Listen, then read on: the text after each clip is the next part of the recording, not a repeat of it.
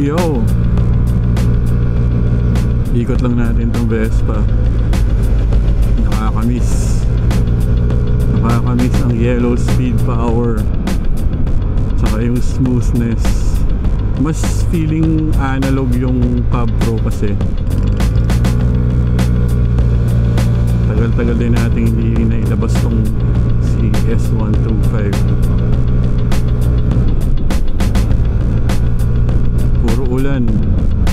Ngayon ang forecast mukhang wala ngayong gabi. Bukas yata meron. Tomorrow morning.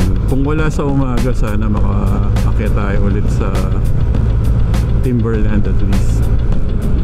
Sa gabi for sure meron. Yung maingay dun sa Cab Pro pala, na-resolve ko na. Minessage ko rin yung Kamax pero wala rin silang naitulong. Hindi ko na muna dinala sa Bristol kasi yung rattling sound parang bakal to bakal siya eh. Yung una kong naisip is baka maluwag yung chain, hindi na adjust nung nagpa PMS, hindi nahigpitan, kaya tumatama sa chain guard. Kaya nung isang araw dinala ko siya dyan sa may Batasan para ipacheck dun sa mga suki natin sa Red Moto Shop. In-adjust nila, maluwag nga yung chain pero mayroon pa din. Tapos nung nire-rev ko yung parang senior na suki din natin dun, malayo siya, mga nasa loob siya nung shop, tas ako nasa labas. Pag rev ko, sinabi agad niya, tambucho yan. Ayun, tambucho. So kinalas nung tao niya yung, kinalas nung kasama niya yung tambucho, yung heat guard. Pagkita niya, tanggal yung parang bracket. Apparently yung pagkaka-weld niya marupok sa factory ng Kamax. Kaya may mga Cab Pro dyan. Yun. Yung kasi di ba kung upper and lower dapat yung naka-weld dun sa bracket papunta dun sa main pipe. Sa ibabaw lang daw may weld.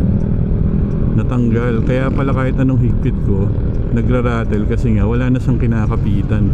Dalawa yung bracket nun eh. Yung isa yung sa mas malayo yung natanggal, yung mas malapit sa dulo. Wala silang pang welding dun, kaya pinapunta nila ako dyan sa may Litex, yung mga nagma-muffler shop, mga gumagawa ng mufflers dyan. Kahit umuulan, medyo maambon nun, dinala ko.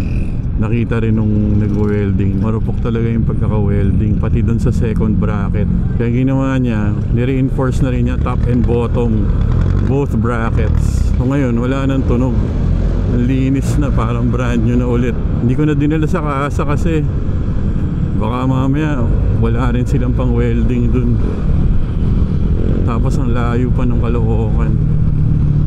Okay na din, at least nagawa na. 100 pesos dun sa nag-adjust ng chain, plus yung nakahanap ng sira dun sa red. Tapos dun sa muffler shop siningil akong 250, binigyan ko ng 300. Siningil akong 150 pala. 150 ba o 250? Basta ganoon. Tapos binigyan kong additional na tip. Yun na, okay na. Problem solved. Ni-report back ko dun sa Kamax, yung kausap ko dun sa parang Facebook nila. I-inform daw nila yung factory. Hello, maambo na. Lalakas kaya to. Sana wag lumakas.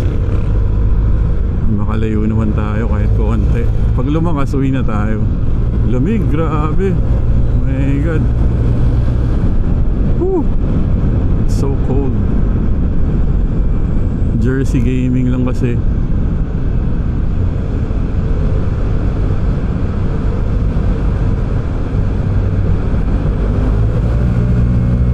Lumalakas ba?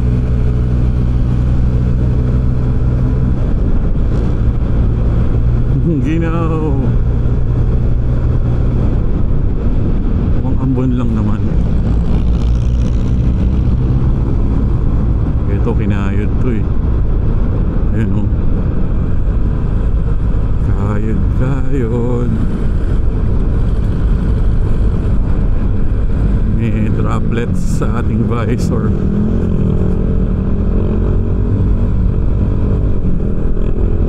Sa malakas yung sky, medyo clear na eh.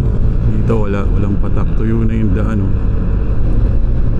Sarap ng hangin. So Sobrang bored na rin ako sa bahay, grabe. Ilang araw na ako nasa loob lang ng bahay. Yung MacBook Pro 2012 ko, in-upgrade ko na rin yung battery. Replace. Kasi nakalagay dun for servicing na. Kaya nag-order na lang ako sa Lazada ng replacement battery. Easy fix. Napakadali lang palitan. Yung speakers lang yung medyo mahirap. Challenge yun. Kasi distorted na yung sound ng onboard speakers. Kaya kailangan na rin mapalitan. Mura lang yung battery, mga 1-2 lang Lazada. Tapos yung speakers hindi ko pa in-order. With subwoofer yun, 300 pesos. Very tricky yung install nga lang. Kasi kailangan tanggalin yung logic board yung motherboard ng Mac. Parang nakakakabagaw yun mamaya hindi ko na maibalik. Wow, ano to? Bagong asfalto na sa wakas. Totoo ba? Oh my god. Ngayon ko lang nadaanan to. Ilang araw na kasi ako nasa loob lang ng bahay. Hanggang din lang pala. Joke lang. Short lang pala yun. Hindi pa, hanggang ngayon hindi pa rin to tapos Dito nagkakaroon ng bottleneck. Yung U-turn slot. Tapos sisikip pa dun. Mababawasan ng 2 lanes doon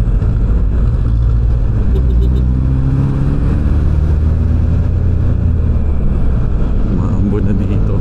Pero kung ganyan lang, drizzle, pwede na yan. Meron din naman tayong rain gear. Sobrang smooth talaga ng Vespa. Eleganting experience. Kung maganda-ganda rin yung weather, iniisip kong ibalik yung bilog na headlight sa Vogue. Tapos papakabit ko yung USB. Aray, putek. I always hit that manhole. Oh my god. Hanggang ngayon hindi na natuto. Lalim nun Iniiwasan ko kasi yung basa. Tapos doon ako lagi nasa-shoot. Siguro makapagkape kahit sa McDo. Malaki yung patak Alright, uwi na. Hindi umulan. Ikot-ikot lang. Daming tao. Aga pa kasi. Yun palang nabili natin na flash. Yung Godox IT30 Pro. Buti na lang nakachamba tayo. Kasi pagkabili ko, nag-out of stock na. Lalo na for Fuji and other systems. Yung Sony na lang naiwan. Tapos kanina pag-check ko, may stock na ulit for Fuji. Pero 5,000 plus na yung presyo. Ang laki nang natipid natin doon sa 3,166 na bili natin. Grabe. Sa Shopee yun doon sa Open Cloud na seller. Ang laki ng tinaas. Gusto ko pa sana bumili ng isa pa Mag-aabang na lang tayo ulit. Grabe. Nakaswerte tayo doon. Sobrang hirap niya maghanap. Sana ma-fulfill na nung Godox yung mga demand. Kasi ganda talaga niya Kung photographer ka, mahilig ka sa photography, ang saya magkaroon nun. May high speed sync pa pala yun. Nakalimutan ko i-mention. Tapos yung panay ang sabi ko dun sa trigger na Godox X2 X3 pala siya, nakalimutan ko na. It's the Godox X3 trigger. Isa pa yun na napakagandang trigger. Meron ako nung malaki yung I forgot the name. Yung trigger na parang LCD lang, hindi pa siya OLED. Semi-analog pa na trigger. Okay din yun. Pero mas trip ko kasi yung form factor ng X3 kasi maliit lang. In terms of camera naman, mas nagagamit ko yung XT20 kesa sa XS20 kasi mas malaki yung XS20. Mas handy dalhin yung XT20. Sulit pa rin siya. Imagine, parang 8 years old na yata yung camera natin ngayon. Sulit na sulit pa rin. Nagkaroon akong XT10 bago yon.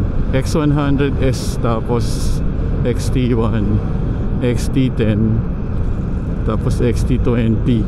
Ang sumunod na XS20. Nawala na rin yung desire ko sa X106. Lumipas na. Tapos ngayon yung mga nag-hoard siguro lugi na sila kasi mababa na rin yung bentahan. Tapos maglalabas pa or naglabas na si Fuji ng Japan version, hindi China. Kaya kung bibili ka ng X106, sana makahanap ka ng Japan version. Mas maganda yung build quality. Laki daw ng kaibahan, pati yung mga feel ng mga knobs and switches and buttons. Siguro someday makakabili rin tayo. Pero kasi magaganda na yung mga lente ko eh. Bakit pa ako magtsatsaga sa f2 na 23? Meron na akong 1.4. Actually mas gamit na gamit ko nga ngayon yung 35 na 1.4. Alright, tapusin na natin dito. Kung nanood ka sa napakaiksing ride na ito ng Vespa S125 with yellow speed, maraming salamat sa iyo. Umiikot lang tayo sandali, taking advantage of the good weather tonight. No rain, dry roads, cool weather. Huwag mo na i-share, atin lang to. DJ DLS, peace out.